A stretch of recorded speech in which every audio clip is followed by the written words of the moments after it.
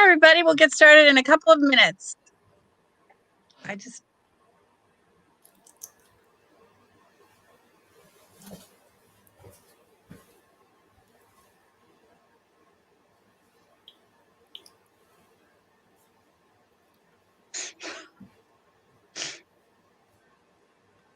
Tell me when and I'll share my screen.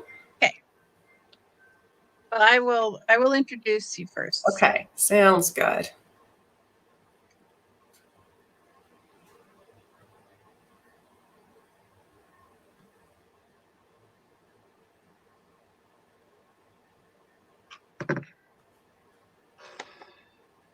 Because I want to plug one more talk this year, and awesome. And the exhibit, which is still up through the end of the year. Fabulous.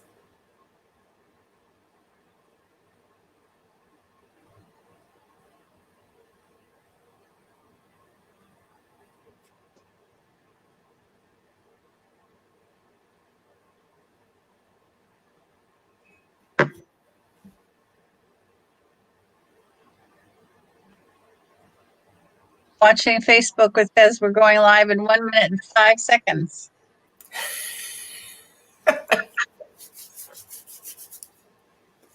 It's very exciting. I was actually just posting, I don't know, did you ever meet Jim Stewart, Barb, James Stewart? He's written a lot on anti-slavery. He's an old friend of mine. He used to be at McAllister. He's retired. He's got a new series of YouTube videos called Jim Stewart's Historical Tonic for Fragile White Folks. And it's kind of this anti-racist history, and it's just fabulous. So I was just posting about that on Facebook. Oh, nice. Yeah, sharing his great series of videos. Very nicely produced too. They're very short, just like 4 minutes, 5 minutes, very short. Cool. People like them consumable. Yep, that's true.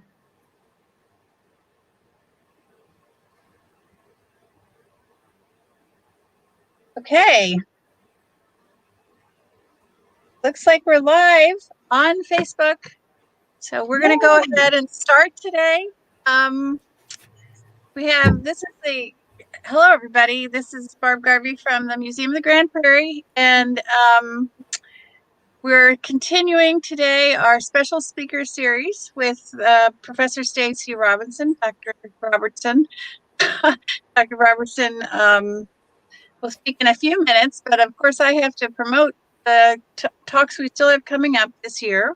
On Thursday, December 10th at 7 p.m., we will have Marlene Rivero do a first-person interpretation of a Civil War nurse whose name was Anne Bradford Stokes.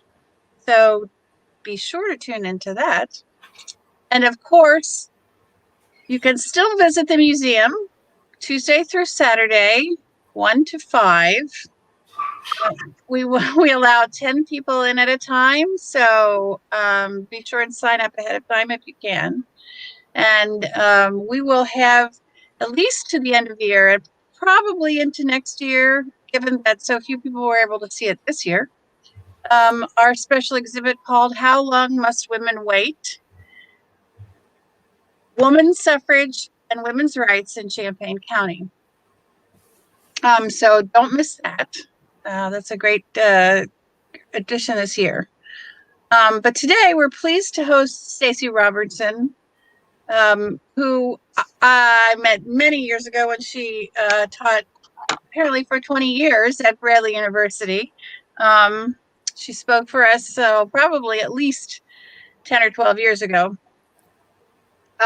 And she is the author. She earned her bachelor's degree at Whittier College and her PhD at UC Santa Barbara. She is the author of 4 books, including Betsy Mix Cowles, and I can't read my own handwriting, guys.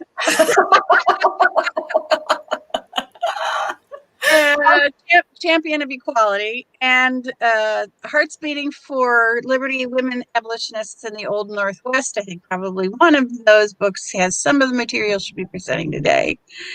And she is currently the provost and vice president of academic affairs at the State University of New York in Geneseo. Today, she has graciously agreed to talk to us about women, politics, and abolition, a complicated collaboration, which is, of course, fits right into our suffrage theme this year. And we want to encourage you to tell us where you're watching from, and we will also welcome comments and questions.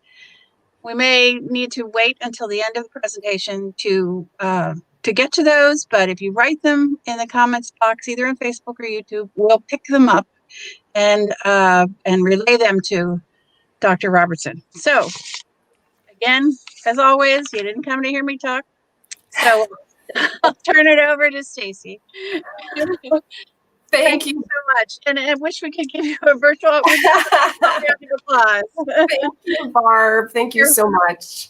I am so happy to be doing this. And I do want to say that if anyone has questions as I'm talking, and Barb, feel free to jump in and interrupt me. I am super happy to stop and ask questions at the moment. So don't feel like you have to wait to the end, unless that's inconvenient for Barb, in which case we will wait for the end. Like I said, I'm really so incredibly grateful to be asked to do this, mostly because I've been now in academic administration for just about 8 years, and I just don't get the opportunity that often to be a historian again. So whenever anyone asks, I generally say yes, if I can at all. So I am truly, truly delighted to be here to talk to you a little bit about women, politics, and abolition in Illinois, and really how women's, in particular, women's partisanship kind of laid the groundwork for the rise of women's rights in Illinois and beyond. So I'm probably only going to talk for about 30 minutes. So hopefully we'll have plenty of time for questions and chit-chatting, which is a little bit unusual, right, in this format. But given where we are now, we certainly can make it work, I know. Okay, so I'm going to make my way through this. Actually, right now, Barb, I'm going to share my screen. Let's see. And so you can see the PowerPoint. There we go. And hopefully you can see that. So women, politics, and abolition in Illinois. So we're going to start actually with one of the most important developments for women's political engagement in the early 1830s really was closely linked to anti-slavery through the rise of the anti-slavery petition campaign, starting actually in Ohio. So a lot of people don't know this, but the big anti-slavery petition campaign that would eventually lead to the gag rule in 1837 actually began in Ohio with women abolitionists who developed a polite but insistent petition to Congress requesting the elimination of slavery in the District of Columbia. So known as the Fathers and Rulers petition, it offered, quote unquote, a humble memorial that appealed to both Christianity and virtue in support of freedom for enslaved men and women in the nation's capital.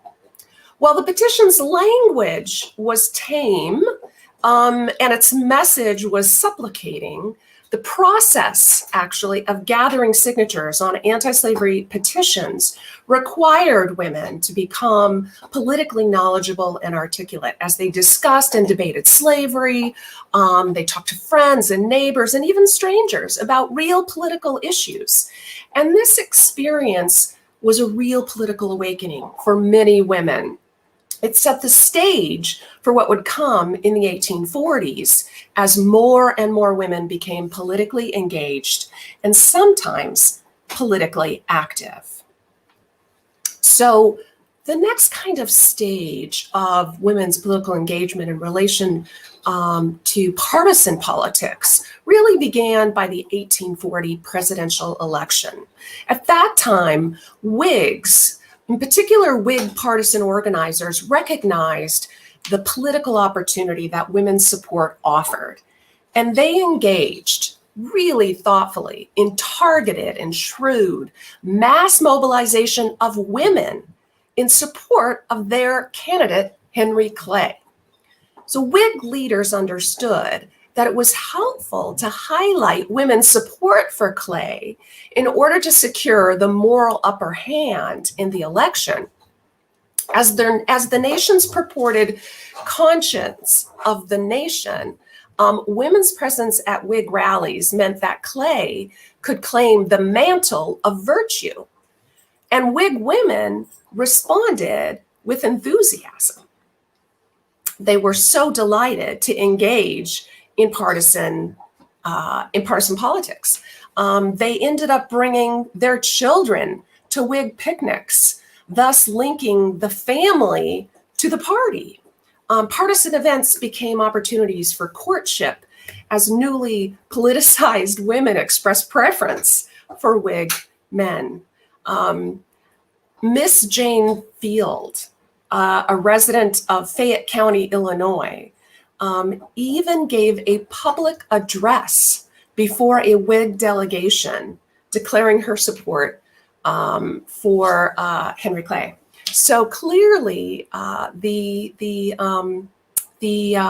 engagement of women in a political arena through the Whig Party began specifically, though, and I really want to highlight this because we'll see this happening over and over and over again, is that the rationalization for women's participation in partisan politics is women's moral status within the nation. That would become the reasoning for women getting involved in politics. So while the Whig Party helped to pave the way toward increased partisanship among women, it was actually abolitionist third parties that created the greatest opportunity for politically minded women. These parties helped to provide women with a new path into partisan politics. The Liberty Party of the 1840s, and so the Liberty Party, as you probably know, was born in 1840, and it was an anti-slavery party. The Liberty Party boasted, actually, that it was an anti-political party. This provided women, as you can imagine, with an absolute perfect opportunity to get involved in politics. What better way to rationalize your involvement in a political party as a woman who wasn't supposed to be involved in politics by going through an anti-political political party? And the reason that the Liberty Party argued that they were anti-political is because they really were engaged in politics solely to advance the anti-slavery mission. They really saw themselves as pushing the two major parties, the Democrats and the Whigs, toward a stronger anti-slavery position.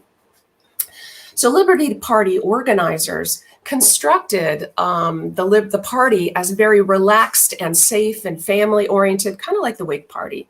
Owen Lovejoy, an Illinois minister and brother to the martyred abolitionist Elijah Lovejoy, gently prodded women to hold quote-unquote neighborhood meetings and chat with local friends about the Liberty Party.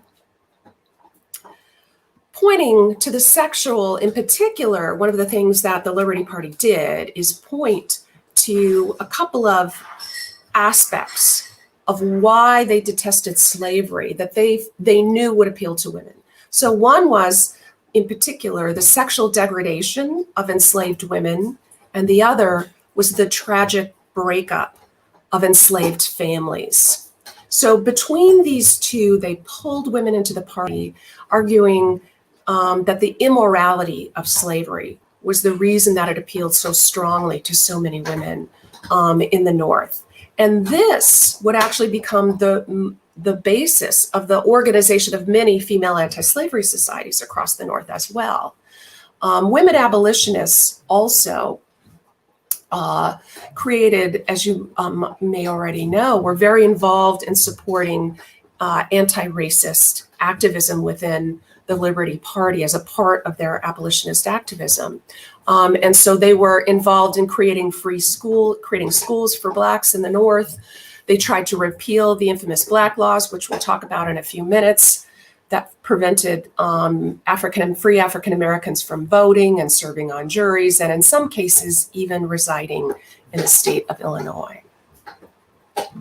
So the morality and the sinfulness of slavery, as well as the issue of racial discrimination, became two really motivating factors for women abolitionists to become involved in the Liberty Party. And they would do so in numbers that were really extremely high and maybe quite surprising, considering we're talking about the 1840s, right? Before even the 1848 Seneca Falls Women's Rights Convention.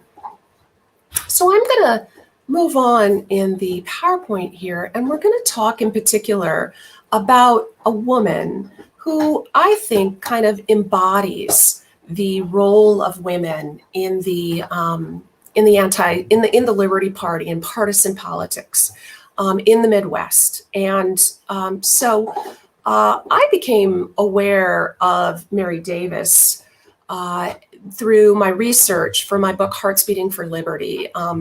As I was reading anti-slavery newspapers, I kept running across articles clearly written by a woman, but they were signed with the initials MBD. And it took me a while to figure out who she was, but eventually I discovered that MBD was Mary Brown Davis. And Mary Davis lived in Peoria, Illinois, but she had actually grown up in the South on a Virginia plantation. She was born into a wealthy Virginia slaveholding family, and she had extensive firsthand experience with slavery. Much like South Carolina-born abolitionist Sarah Grimke, Davis employed anecdotes from her youth in Southern life to construct a life story that emphasized her own eventual opposition to slavery. Her opposition to slavery was really rooted in a moral framework. She credited her enslaved nanny, who watched over her, what she called her tottering infancy, with teaching her that slavery was marked by, quote, great injustice, cruelty, and oppression, particularly for women. So her slave nanny introduced her to anti-slavery. She would then go on in the 1820s and marry a journalist by the name of Samuel Davis. They began a family in Winchester, Virginia, and then by the late 1830s, they had moved to Peoria, Illinois, where they started a newspaper called the Register and Northwestern Gazetteer in Peoria, which was a river town that boasted a blend of Southern, Eastern, and immigrant populations. This move to the North, the quote unquote North, the free North, raised Mary's expectations. She thought, well, I'm moving north, I can escape the evils of slavery. Peoria, however, proved to be very disappointing. Although Davis could rely on at least one anti-slavery neighbor, a woman named Lucy Pettengill, for moral encouragement, few others were willing to stand up and be counted as advocates for emancipation in the Illinois river town of Peoria. Nonetheless, she quickly developed a reputation as an abolitionist, which was not a popular reputation in Illinois at the time. And she began writing essays. So she began writing essays for the fleeting Illinois version of the Genius of Universal Emancipation. But by the early 1840s, she had become a regular contributor to the Chicago-based anti-slavery newspaper called the Western Citizen.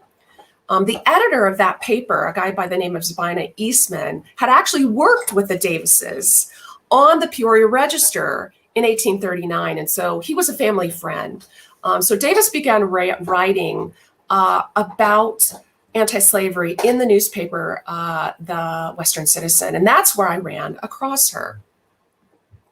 And it became very clear to me as I began reading her writing in the newspaper that she really was a partisan advocate, and because she clearly was engaged in political activism. And so I really kind of had to unpack, how did that happen? How did this woman, with no vote, little access to political engagement, become such a Liberty Party activist? So I had to go back and unpack, how did she become involved in that movement?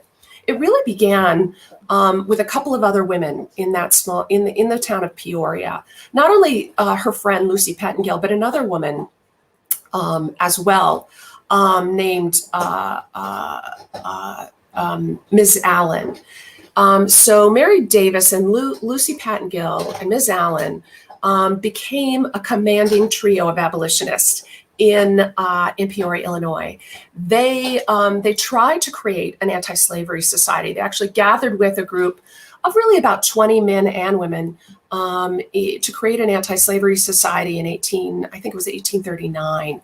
But they were confronted by a mob in their attempt to create, it was a little bit later actually, the attempt to create an anti-slavery society in Peoria, Illinois, and they were unable to do it. But they didn't waste any time. The women decided one of the reasons that they were confronted by this mob is because they were both men and women together. And so they decided to create their own female anti-slavery society there in Peoria, Illinois. And in July of 1843, they successfully organized the Peoria Female Anti-Slavery Society. And they vowed in that first meeting to write and distribute anti-slavery petitions to quote, the legislative bodies of our country, and to declare their support for liberty. Within a year, this anti-slavery society had so influenced other women, abolitionist women in Illinois, that they created a statewide female anti-slavery society. And this was in April of 1844. The Peoria women invited sister abolitionists from all across Illinois to create a state female anti-slavery society. Even the announcement of their intention to create a state female anti-slavery society created a stir.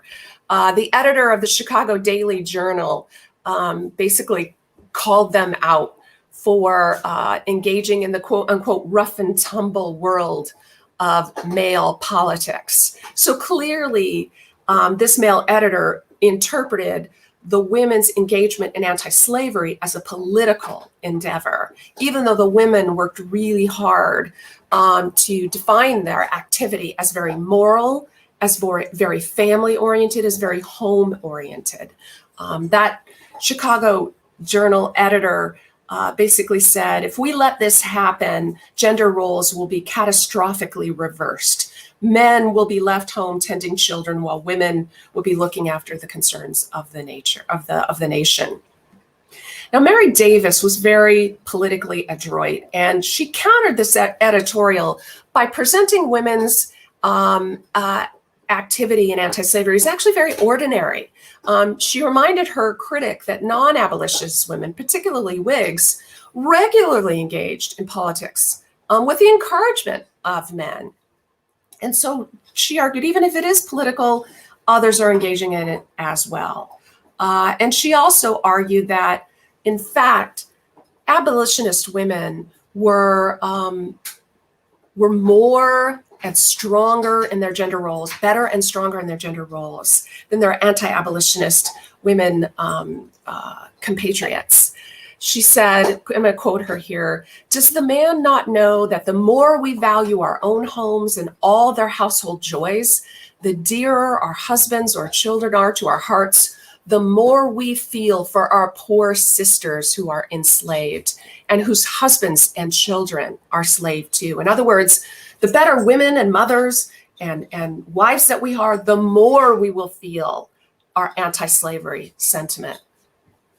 She argued that slavery's negative impact on the family, in particular women, was the most effective argument employed by abolitionist women for why they should get involved in anti-slavery. Now, I'm going to move along here. I think I may have.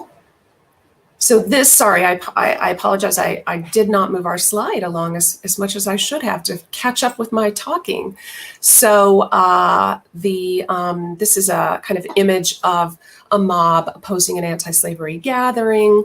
And then, of course, the creation of the Peoria Female Anti-Slavery Society and the Illinois State Female Anti-Slavery Society. And so now we begin to get truly into Liberty Party activism and Liberty Party engagement. Just as Whig editors encouraged women abolitionists or women to engage in Whig partisan politics as a way to prove their morality to the nation, so too did the Liberty Party. And Liberty Party activists began asking women, will you meet with us? Will you engage with us? Over and over again. Often these invitations were carefully phrased to connect female attendants to the moral imperative that we've been talking about, right? Thereby engendering as little opposition as possible.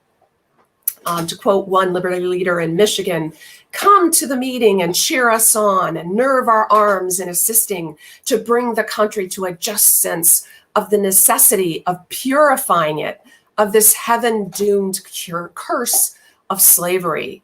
If you should hear its political aspect in hearings discussed, it will not harm you. Another editor concurred, quote, the attendance of ladies at great political meetings is proper enough.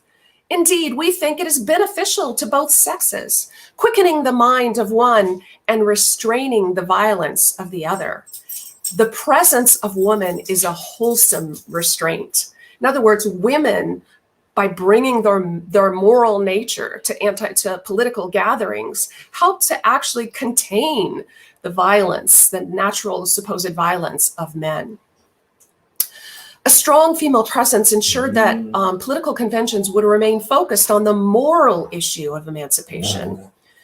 Quote, no wonder that politics are corrupt and debased, wrote Milwaukee Daily Free Democrat editor Sherman Booth. For women's refining and purifying and elevating influence is divorced from them. Wherever woman meets man, in the church, in the lecture room, and at our social gatherings, the decencies and proprieties of life are observed.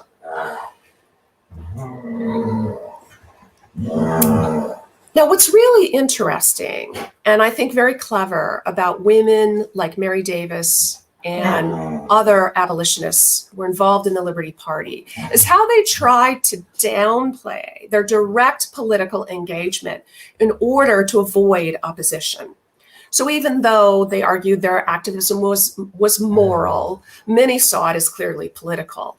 And so one of the things that I found that women abolitionists, particularly in Illinois, did, led by Mary Davis, is that they would time their gatherings to be at the same exact place and location as the Liberty Party conventions.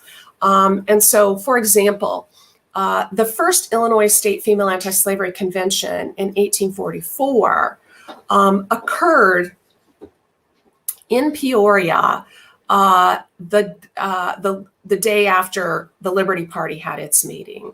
In fact, as she talked about the women's gathering, it became clear that she was actually also at the Liberty Party meetings.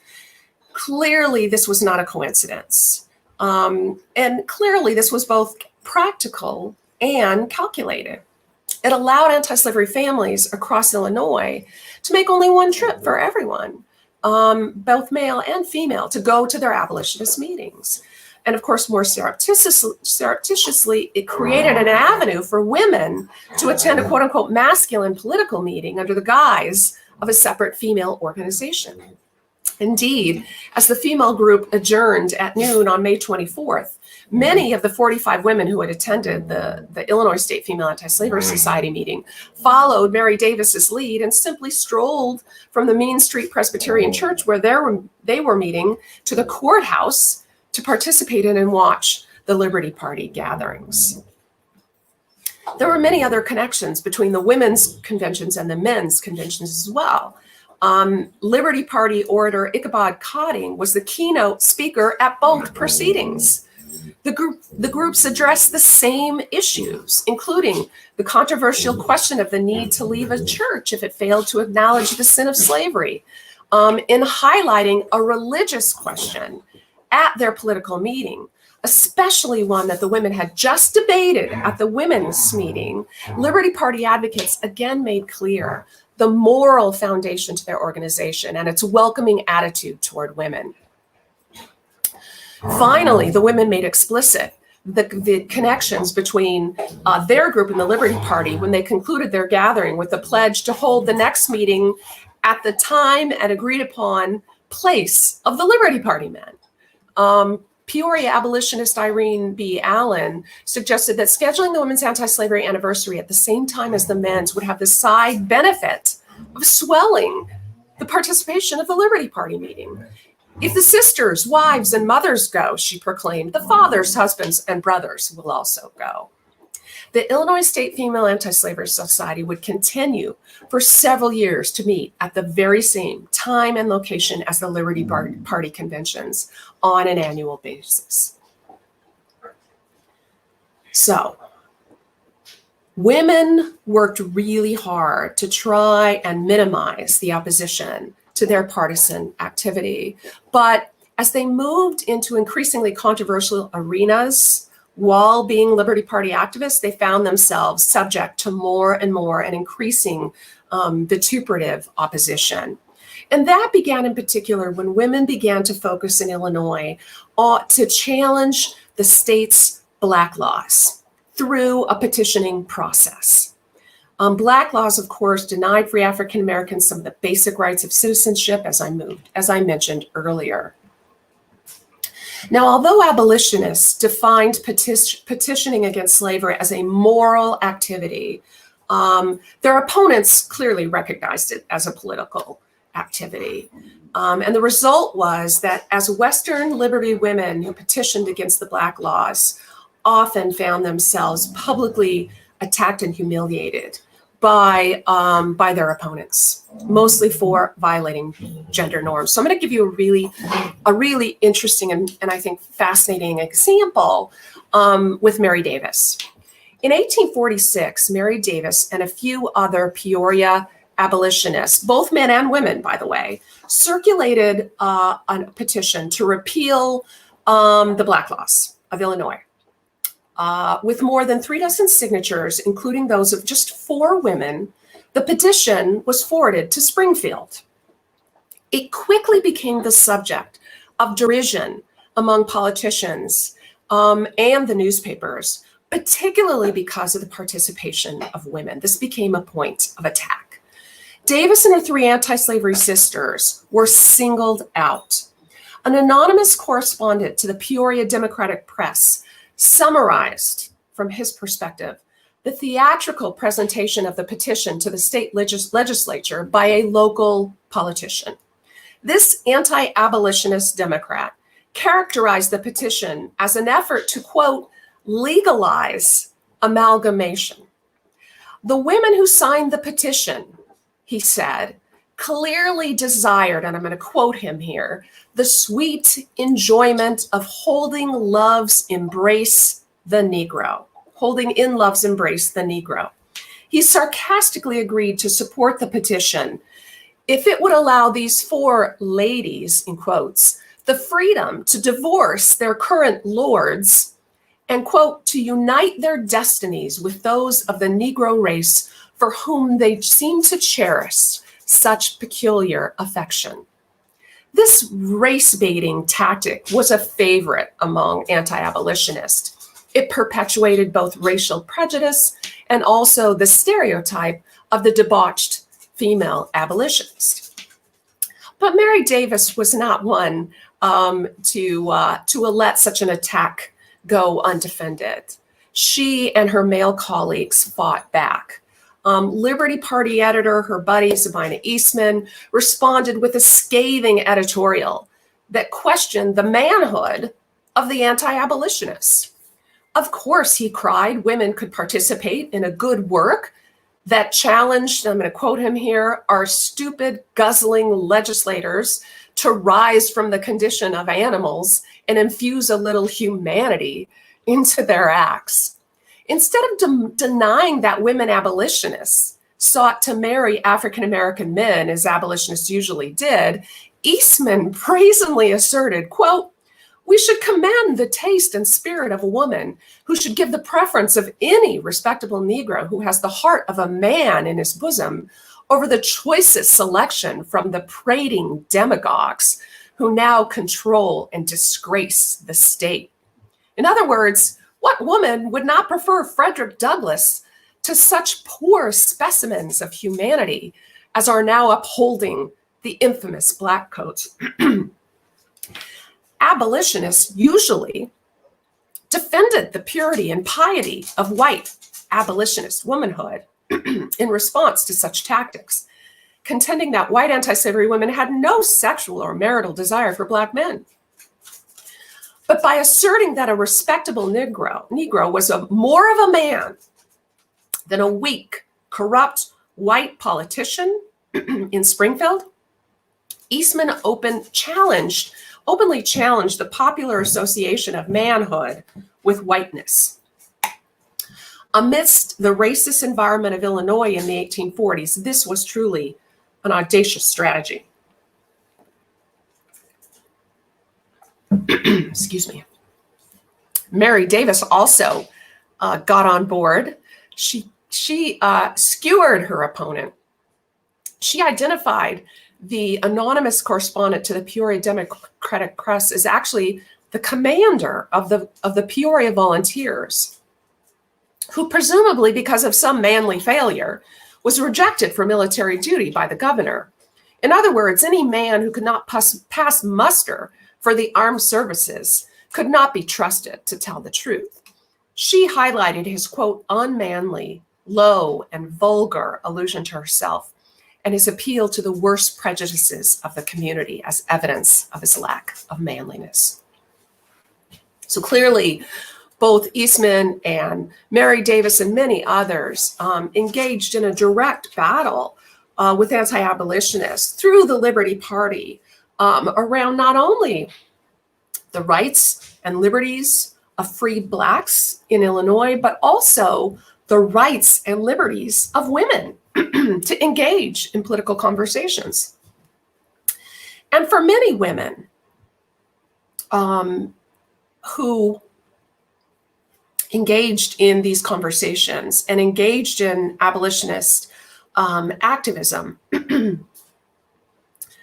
began to really think about the relationship between the oppression of enslaved people and the limitations that they were under based on gender.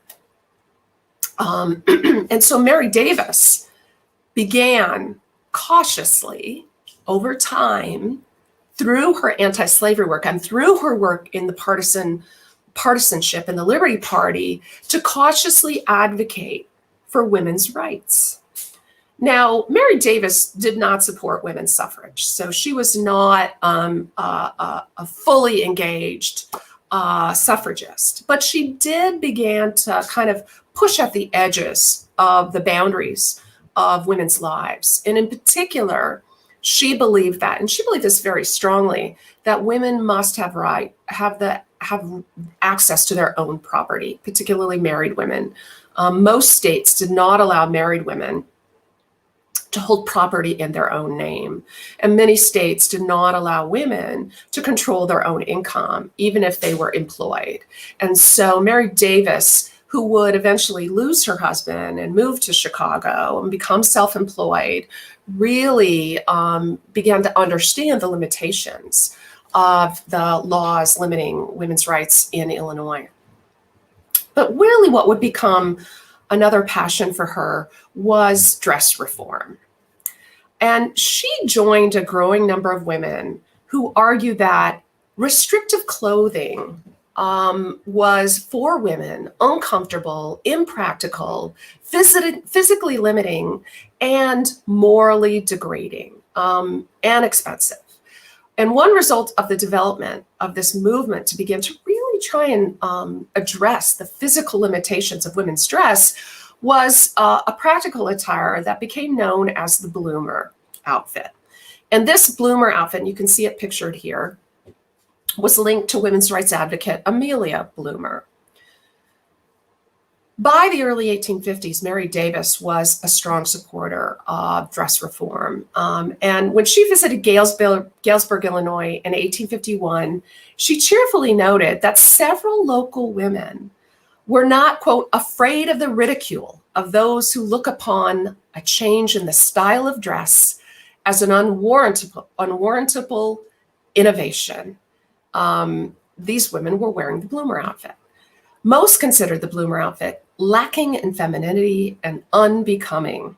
Dismissing such critics, Mary Davis concluded, the new costume is neither unwomanly or in any degree a usurpation of men's habiliments.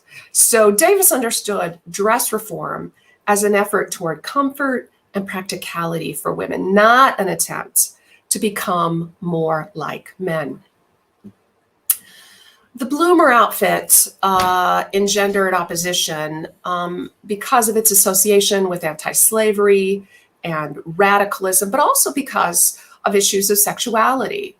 With the rise of the free labor movement, the free love movement in the 1850s, which became linked to women's rights, the bloomer costume became a symbol of women's larger attempt to claim the same rights as men, whether it be social, political, or even physical. Free love called for the equalization of standards in relation to sexuality, and it appealed to many women's rights activists. It did not advocate that women adopt the unrestrained sexuality popularly associated with manhood, but rather that both men and women embrace a respectful, love-based sexuality. And it also advocated for women's increased controls over their own bodies. Now, as we move into the 1850s, we see that women abolitionists are increasingly involved in anti-slavery partisan politics. And so I'm going to conclude, this is my last slide, so I'm going to conclude just with a couple of reminders and open it up for any questions that you may have. So women, the common theme that you see here throughout all of the activism, the abolitionist women in particular, engaged in partisan politics, was really focused on the issue of women's supposed moral superiority. And that's really by engaging in anti-slavery, they linked themselves to the opposition, to the sinfulness of slavery. And these anti-slavery third parties invited them to participate as the moral embodiment of the opposition to slavery. So as the Free Soil Party would eventually, or as the Liberty Party would eventually morph by the late 1840s into the Free Soil Party, women abolitionists continued their support through Free Soil. And eventually, by the mid-1850s, the Republican Party would kind of take the place of the Free Soil Party. And the first presidential candidate of the Republican Party in 1856 was John C. Fremont. And John Fremont was married to a woman named Jessie Fremont. And Jessie Fremont really would become the symbol of women's not only women's partisanship through the Republican Party and through anti-slavery, but also kind of women's partisan activism and women's partisan knowledge and skillfulness. Anyone who knew Jessie Fremont and John Fremont knew that of the two, Jessie was actually the politician. Those who managed John Fremont's campaign, which included Jessie, by the way, tried to keep him out of politics and try to keep him quiet. He really wasn't that skilled in the political arena. You know, he was an explorer and a scientist, really not a terrific politician. But Jessie was. She was absolutely brilliant. And she helped to maneuver his campaign, and she became a star of the campaign. When women would call for Jessie at campaign gatherings and meetings, and more women than ever were involved in in a political campaign through Jesse Fremont's popularity than ever before in 1856. But what we see as a common factor is that morality was the emphasis here. Jessie was, even though people on the inside saw her political acumen, Jessie was kind of the moral voice of the campaign. And that would kind of continue to be true. And it would actually continue to be an issue as we move into the suffrage movement a little bit later, which actually began, of course, in 1848, but really flourished post-Civil War. So in many ways, it's that moral grounding, supposed moral grounding of women that allowed them the entrance into partisan politics, but they would take it and go with it. And as it's a whole other talk to talk about Republican women and the rise of the anti-slavery women's voice in the 1850s that would eventually help to lead to the Civil War. But it's all really focused on that moral voice. So I'm going to stop talking there. I've already gone far too long. And I'm going to see if we have any questions or any comments. I will, let's see, turn it back over to Barbara. Would you like me to return? Would you like to return with me? That would be great. And I'm going to stop sharing my screen. Trying really hard to manage all the banners and everything. Here we go. So we have a number of comments. First, I wanted to let you know that we had several people today who had participated in the American History Teachers Collaborative. Oh. And they just wanted you to know they were here, Tanya and Katie. Oh. And yeah, so in fact, Katie works for me now. You know what? I just have to say, I have such great memories of my participation with the HTC and all of the wonderful teachers that I just miss working with that group so much. I can't even tell you. No, they were a wonderful team of people, and I loved working with them too. We have Preston Lems had tuned in from Evanston. I know for a fact we had somebody from Indianapolis and another person from Bloomington, Indiana, people from Decatur, so people from all over, from Urbana and Champaign, of course, too. Kristen Lems said that she was interested in the parallelism with Ida B. Wells, who started her own newspaper. Basically, sometimes you got to get the word out there by yourself, right? Absolutely. Ida B. Wells is a fantastic example of the critical importance of women's voices through the written word. And, Jane Swisshelm is another woman abolitionist in the 1850s who would have her own newspaper, right? And eventually ended up in Minnesota, but was a very active partisan voice, an unrelentless partisan voice. And in fact, many argue really had great influence on political elections as well. So, and of course, Ida B. Wells is, one of our heroes, right? I mean, she's her work in the anti-lynching movement, the ultimate anti-racist activist, right? Such a model for us today. So thanks for bringing her up. Yeah. I don't have any questions right at the moment, but I wondered if you could speak just a tiny little bit about the intersection of the suffrage movement with the abolition movement. Oh, sure. Absolutely. I know that's a huge topic to ask you to talk. Oh, no, I can do it really quickly. I got down into the weeds because I love talking about Mary Davis in Illinois.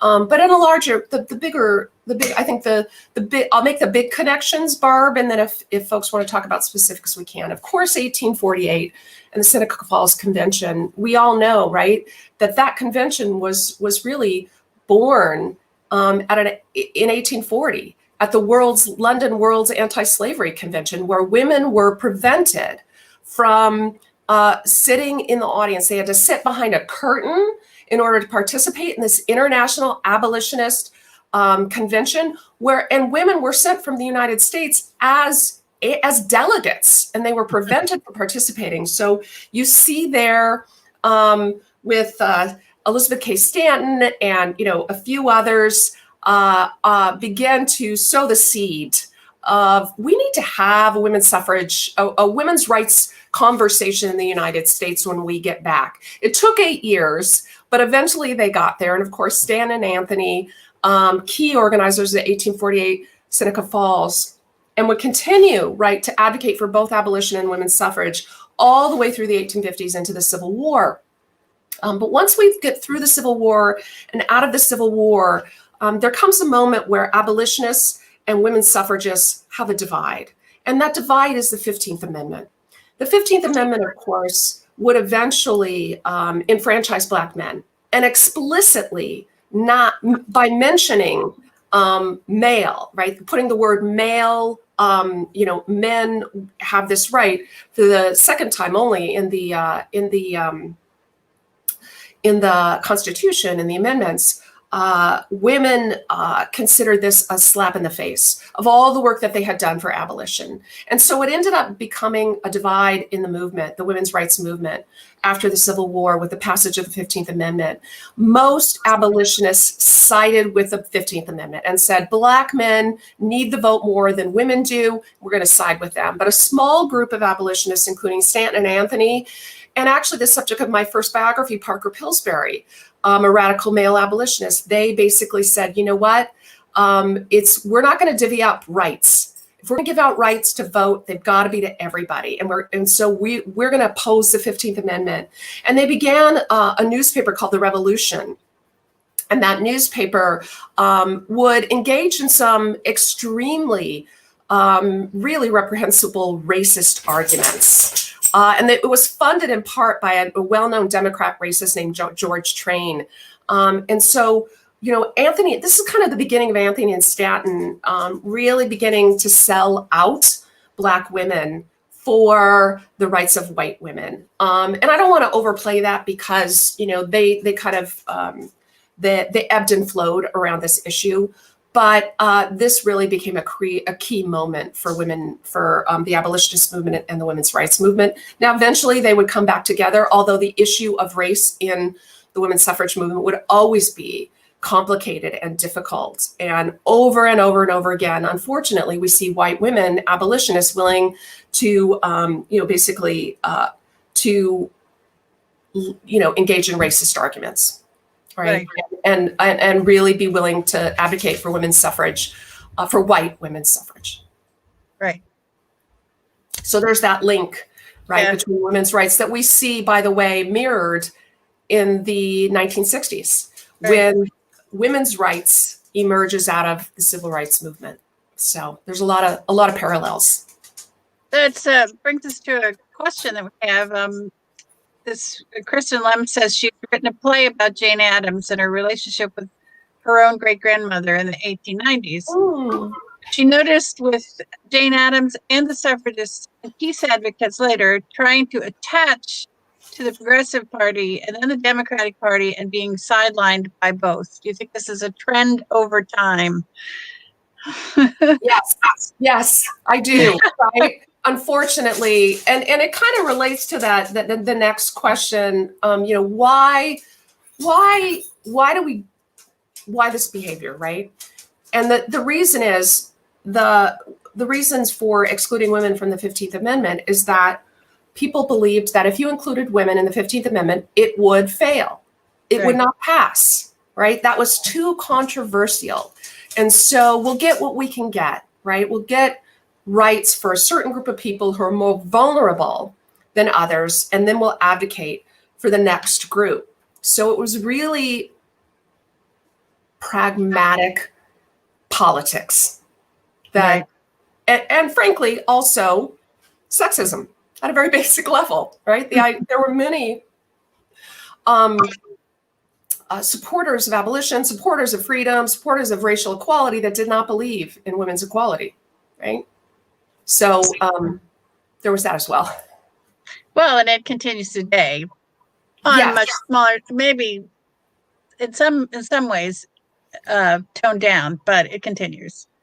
But Barb, I'm glad you bring us into the 21st century, because how relevant is this conversation for our understanding and unpacking of what happened to Hillary Clinton's campaign 4 years ago. And also some of the really reprehensible kinds of yard signs that I saw here in the Finger Lakes District of New York, right? The home of Frederick Douglass and Susan B. Anthony. Susan B. Anthony. Rochester, New York, right?